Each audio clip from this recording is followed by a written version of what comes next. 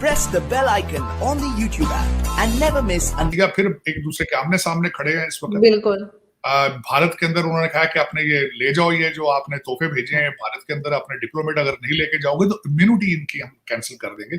उसके बारे में रिटेलिएशन में कनाडा ने बड़ा सीरियस जवाब दिया है। उन्होंने कहा this is against the international law कि आप हमारी इम्यूनिटी को नहीं कर सकते, आपने हमें कई जगह पे वीजा ऑफिसेस भी बंद कर दिए हैं कनाडा ने। उन्होंने कहा जी, कनाडा वालों ने कहा जी आपने हमें थ्रेट किया है, ये थ्रेट उन्होंने लिया इसको। ये एक बहुत बड़ी खबर है। जो मैं दूसरा पढ़ रहा था कि जस्टिन ट्रूडो साहब के गुब्बारे से हवा निकल चुकी है। 50 पोल आ रहे हैं कि 57% Canadians they are not supporting Justin Trudeau. ये दूसरी खबर थी। दूसरी हमारे रीजन के हवाले से है, पाकिस्तान के अंदर एक मिस इन्फॉर्मेशन दी जा रही है। कहते हैं जी हमने रशिया से तेल ले लिया $60 पर बैरल के हिसाब से, हमने लंबा। सभी को जय हिंद दोस्तों, आप सभी का हार्दिक स्वागत है जय हिंद रिएक्शंस पे। तो आज हम आपके लिए एक बहुत ही स्पेशल और एक इंटरेस्टिंग वीडियो लेकर आए हैं, जिसमें आप देखेंगे हम सबकी चहेती पत्रकार आरजू काज़मी जी को, और उनके स्पेशल गेस्ट होंगे साजिद तारड़ साहब, जो कि एक जबरदस्त पॉलिटिकल एनालिस्ट हैं और खासकर भारत और पाकिस्तान के रिश्तों पे गहरी पकड़ रखते हैं। तो ये वीडियो बहुत इंटरेस्टिंग होगी, इसमें आपको बहुत मजा आएगा और आपको बहुत कुछ जानने को मिलेगा। और चैनल पे नए हैं तो चैनल को सब्सक्राइब कर दें, ताकि हम आपके लिए लेटेस्ट और इंटरेस्टिंग वीडियोस लाते रहें। तो चलिए साथ मिलकर ये वीडियो देखते हैं। जय हिंद, जय भारत। साइन कर लिया, गलत खबर, मैं कंफर्म इस तरह करूंगा। अच्छा, G7 के हवाले से $60 का कैप है उसके ऊपर, लेकिन आज का रेट $80 के करीब है। दरमियान का गैप आपने देना होता है। उन्होंने वो नॉन प्रॉफिट कारोबार रशिया वालों ने नहीं शुरू किया। अब जो दूसरा हमारे इस रीजन के हवाले से है कि रशिया की और भारत की आपस में वहां भी मसला बना हुआ है। इस वक्त भारत जो है अपना 36% ऑयल रशिया से इंपोर्ट कर रहा है। वहां पेमेंट का इशू बन चुका है। रशियन अब कह रहे हैं हमें युआन के अंदर पे करें, तो भारत कहता है हम युआन में पे नहीं करेंगे, आपने हमें तेल देना है तो रुपयों में दें, आप नहीं देंगे। तो वो एक इशू बन चुका है और ये खदशा हो सकता है कि अगर वहां से रशियन ऑयल की डील खराब होती तो भारत के अंदर प्राइसें बढ़ेंगी उनकी पेट्रोलियम प्रोडक्ट। ये मैं समझता हूँ हमारे रीजन के हवाले से खबर थी। पाकिस्तान से कोई अच्छी खबर नहीं है, जिस मायूसी अंधेरा हालात यही चल रहे हैं। लेकिन सर रशियन प्रेसिडेंट और जो बाइडेन साहब जो हैं, जो अमेरिका के प्रेसिडेंट हैं, उनके बीच में भी कहा जा रहा है कि कुछ टेंशन चल रही है, वो भी बात नहीं कर पा रहे इसी को। इजराइल और वो हमारे तो वैसे बहुत बुजुर्ग हैं, हमारे तो बहुत बुजुर्ग हो चुके हैं, बोलने की सलाहियत नहीं रखते। लेकिन ये कि वो प्रेसिडेंट ओबामा को अगर उनको कागज रुक्का लिखकर दे देंगे तो बात कर लेंगे। आपने देखा ही होगा जिस तरह की वो बातें करते हैं, जिस तरह की वो गए थे वहां। हाँ, ये जरूर मैं कहूंगा, जो मैं बल्कि आपके देखने वालों को, जो मेरे लिए सबसे ज्यादा तशवीशनाक बात ये थी कि हमारे बुजुर्ग, इनको चाहिए था मिडल ईस्ट वालों को, यार बुजुर्ग एक आए हैं, इनको मिल लेते। बड़ी बहुत बेइज्जती हुई यहाँ उनकी। वहां पे जो फलस्तीनी सदर थे वो भी चले गए, जो वेस्ट बैंक के हैं, और जोर्डेनियन, उन्होंने भी जवाब दे दिया, इजिप्ट ने भी दे दिया। यहाँ पे मैं ये जरूर बताऊंगा कि इन्होंने ज्यादती की है। 1950 से लेकर अभी तक जॉर्डन को $20 बिलियन अमेरिका दे चुका है, और 5 साल अगले आने वालों में $6.5 बिलियन की कमिटमेंट है।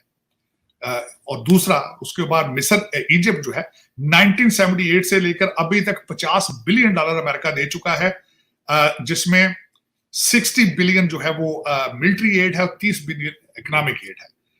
और लेबनान इसी तरह से, लेबनान की एम्बेसी घेरे में $312 मिलियन का पैकेज इन्होंने अनाउंस करना था फलस्तीनियों के लिए, और वेस्ट बैंक जाना था हमारे बुजुर्ग जो है प्रेसिडेंट साहब, लेकिन उन्होंने भी माफी मांग ली कि प्लीज इधर ना आए आप, आपको ना आए वेस्ट बैंक पे, तो वो नहीं आए। अब जो कल यहाँ पे मसला बना है कि वो आते ही कल उन्होंने कौम से खिताब किया और कहा $105 बिलियन दिया जाए, जो हम यूक्रेन को देंगे और फिर उसके बाद इजराइल को देंगे, फिर हम उसके बाद कुछ उसमें फलस्तीनियों को देंगे, कुछ मनी लॉन्ड्रिंग में हम चले जाएंगे। तो यहाँ पे कल अब मैं आपको बता नहीं सकता आरजू के अमेरिकन इंफ्रास्ट्रक्चर के क्या हालात हैं। यहाँ पे बॉर्डर खुले हैं और जिस तरीके से दंदनाते फिर रहे हैं लोग, जो इलीगल और क्रिमिनल माइंडेड लोग जो आ चुके हैं बॉर्डर क्रॉस करके, लोग सीरियसली अब सेफ नहीं समझते। यहाँ पे लोग अब समझते हैं कि बॉर्डर क्रॉस करके कई टेररिस्ट ग्रुप्स जो है वो एंटर हो चुके हैं। लेकिन हमारे बुजुर्ग जो है प्रेसिडेंट, उन्होंने कहा जी $105 बिलियन कांग्रेस अमेरिका हमें दे, ताकि हम लोगों में बांटें, कुछ हमारे लोग खाएं, कुछ हमारा जो अमेरिकन मिलिट्री इंडस्ट्रियल कॉम्प्लेक्स है उनके बैंकों में जाए, दुबई, लंदन, कनाडा, वो भी जाए। क्योंकि मैं ये बताना चाहूंगा कि करप्शन सिर्फ आप ही नहीं करते, करप्शन यहाँ भी बहुत है। और करप्शन आरजू हमेशा मैं सारी जिंदगी कारोबार करता हूँ, corruption is part of human instinct. इसके आपकी जिबिल्लत में होता है। जहां भी इंसान को अपॉर्चुनिटी मिलती है चोरी करने की, डाका डालने की, वो डालता है।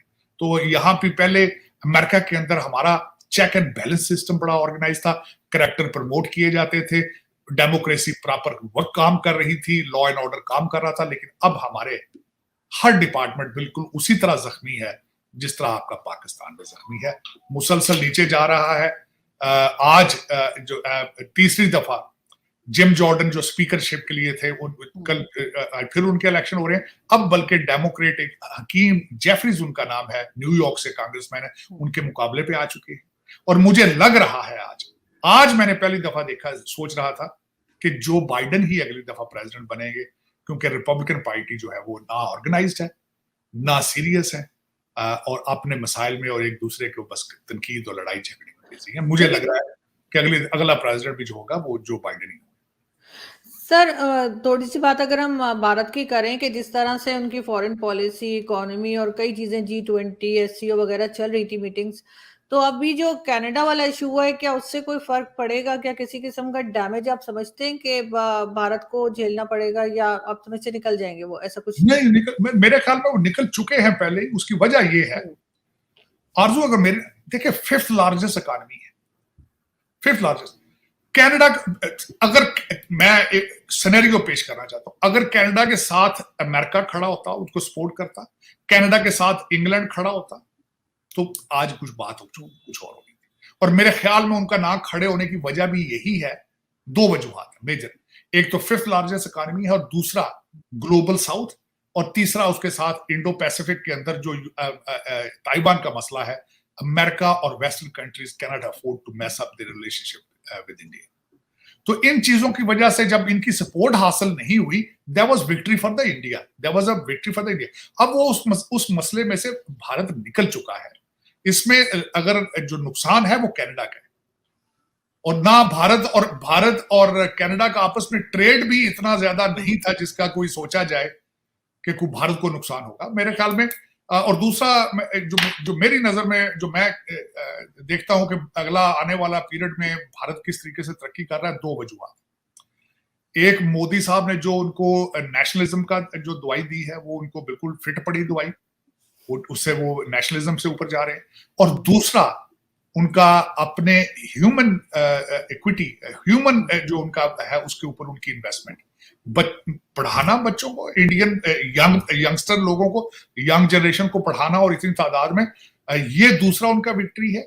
और तीसरी है कि जो मैं समझता हूं कि उनके लिए एक चैलेंजिंग है, किसी कॉन्फ्लिक्ट में ना फंस जाए भारत, क्योंकि जब भी कोई मुल्क कंट्री किसी कॉन्फ्लिक्ट में फंसता है, उनकी इकॉनमी सफर करती है।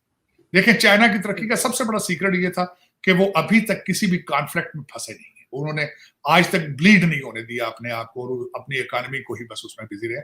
अब मैं वही समझता हूं कि भारत की अगली जो चैलेंज ये होगा कि किसी कॉन्फ्लिक्ट में ना फंसे, और अपनी तरक्की, अपना ऐसी चीज। अब देखें, मैं जिस तरह मिसाल देना चाहता हूँ कि आपका जो आईफोन है वो वहां पे बन रहा है, टेस्ला वहां पे बन रहा है, टैंक अपने बना रहे हैं, शिप कैरियर अपने बना रहे हैं, दवाइयां, फार्मेसी पूरी दुनिया की वहां बन रही। कल एक और खबर आई है कि गूगल भी अपने जो नए फोन है, हाई टेक फोन है, उनको भारत में असेंबल करेगा।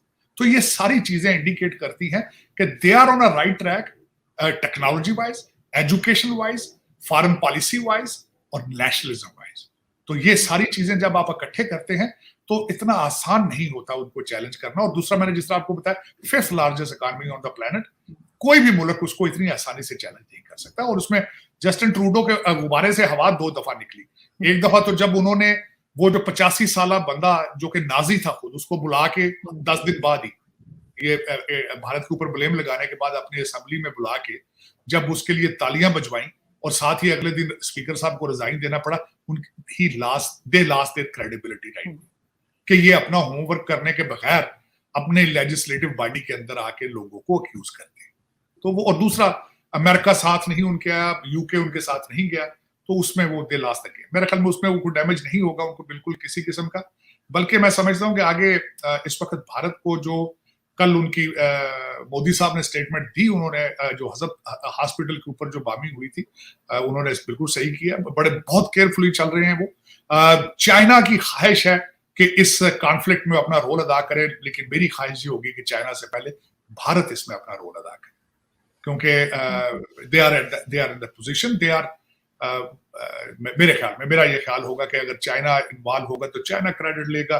पिछली दफा सऊदी अरेबिया और ईरान को इकट्ठा किया चाइनीज ने, वो भी मैं समझता हूँ it was a flavour of American diplomacy, foreign policy की थी। लेकिन मैं समझता हूँ कि अगर इस तरह का रोल भारत अदा करे, they will become regional, they already regional power, but they will gain more respect international. Sir बिल्कुल ऐसे ही, लेकिन हम भी हो सकता है मुश्किल से निकल आए, इसलिए कि हमारे काफी ज्यादा लीडर, जिसमें नवाज शरीफ साहब के दामाद कैप्टन सफदर भी शामिल हैं, लोगों को कह रहे हैं कि जिहाद के लिए निकलो, फलस्तीन पहुंचो तो सर आबादी आधी उधर चली जाएगी, हमारा मसला भी हल हो जाएगा। आरज़ू, मजे की बात तो भाई मैंने आपको बताई नहीं है ना। कल किसी, आप तो पाकिस्तान में बहुत मशहूर है, मैंने किसी को कहा मुझे भी 2 टिकटें ले दे यार। कल किसी ने कहा जो नवाज शरीफ के जलसे में जाएगा जन्नत में जाएगा, ये जन्नत के टिकट है मेरे लिए। मैंने उनको कहा यार 2 बिजनेस क्लास के टिकट मुझे भी ले दो। देखो मेरा भी दिल करता है यार जन्नत में जाऊं, वहां पे 70-75 पूरे हों, वहां शराब भी मिले, दूध भी पिए, शहर भी 72 है, आप 75 मांग रहे हैं, 3 ज्यादा मांग रहे हैं आप। चले कोई नहीं, मैं तो भाई जितनी भी मिल जाए गुजारा कर लूंगा, लेकिन 2 टिकटें मुझे भी जन्नत की ले दें, मेरी बड़ी ख्वाहिश है। मैंने किसी को कहा यार मैं तुम्हें पैसे डॉलरों में दे दूंगा यार, 2 टिकटें नवाज शरीफ के जलसे में मेरे लिए जन्नत की ले लेना। यार ये कैसे लोग हैं आरज़ू, ये कैसा बोला, क्या कैसा मजहब है, ये जन्नत के टिकट जलसे में जाने में दे रहे हैं यार। बिल्कुल ऐसे ही है सर। और आप सोचिए मैं इस तरह के लोगों में पूरा टाइम रहती हूँ, मुझे मैं आपके लिए परेशान रहता हूँ आरज़ू, ऐसे मुझे आपकी सेफ्टी का, आपके मुस्तकबिल का, आई एम सीरियसली कंसर्न।